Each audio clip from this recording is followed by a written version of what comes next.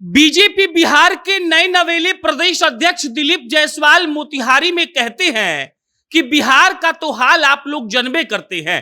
एक ऐसा आदमी जो खुद 9वीं फेल कर गया, वो लोगों को रोजगार देने का बात कह रहा है। और दिलीप जायसवाल यही नहीं रुकते हैं, वो आगे कहते हैं कि उनके पिता चारा घोटाला करके बहुत ज्यादा पैसा कमाए। उन्होंने स्कूल में बहुत ज्यादा पैसा दिया, लेकिन जिस लड़का को पढ़ना ही नहीं था, उसको पढ़ने में मन ही नहीं लगता था, तो वो आखिर कैसे पढ़ लेता।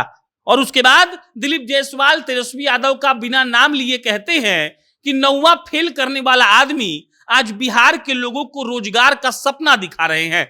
इसके बाद जो दिलीप जायसवाल कहते हैं, ये कई बार बिहार के कई नेताओं ने कहा है, और वो लाइन है कि अगर तेजस्वी यादव लालू प्रसाद यादव के बेटे नहीं होते तो उनको चपरासी की भी नौकरी नहीं मिलती।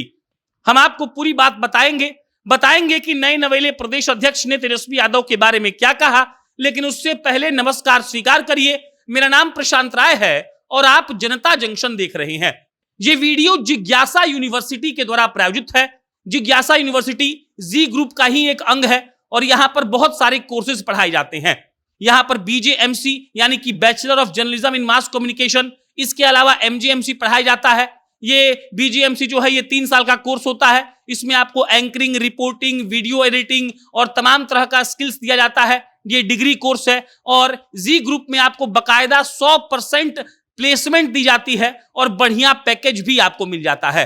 तो अगर आप भी चाहते हैं अपने सपनों को पूरा करना, तो जिज्ञासा यूनिवर्सिटी के वेबसाइट पर जाइए, एडमिशन लीजिए और आप वहां पर जाकर खूब बढ़िया से पढ़ सकते हैं।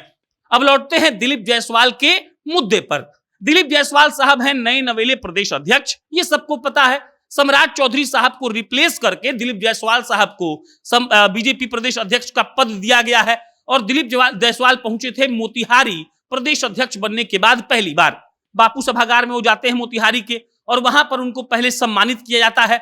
वहीं पर जिला कार्य समिति की बैठक होती है और उसके बाद जब दिलीप जायसवाल कुछ शब्द बोलने के लिए आते हैं, तब दिलीप जायसवाल बहुत बातें कहते हैं। अपने पार्टी को लेकर कई बात कहते हैं, वो चुनाव की तैयारियों को लेकर कई बात वो कहते हैं। बताते हैं कि कैसे 2024 में नरेंद्र मोदी की सरकार आई और नरेंद्र मोदी शानदार काम कर रहे हैं।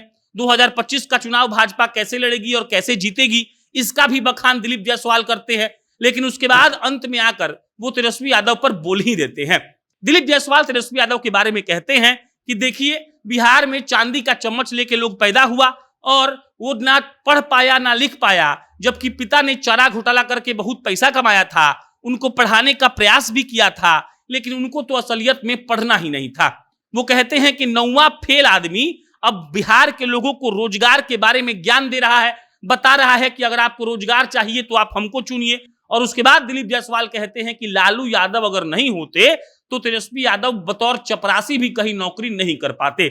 ऐसा नहीं है कि पहली बार तेजस्वी यादव के बारे में ऐसा किसी ने कहा है, कई बार कई नेताओं ने कहा है। जदयू और भाजपा के कई नेता ऐसे हैं जिन्होंने तेजस्वी यादव पर कटाक्ष करते हुए, प्रहार करते हुए, राजनीतिक तौर पर वार करते हुए ये बातें कही हैं कि जो आदमी अपने दम पर 9वां पास नहीं कर पाया, उस आदमी के लिए ये कहा जाए कि लालू प्रसाद यादव की विरासत पर उनकी राजनीति चल रही है, तो इसमें कुछ भी गलत नहीं है।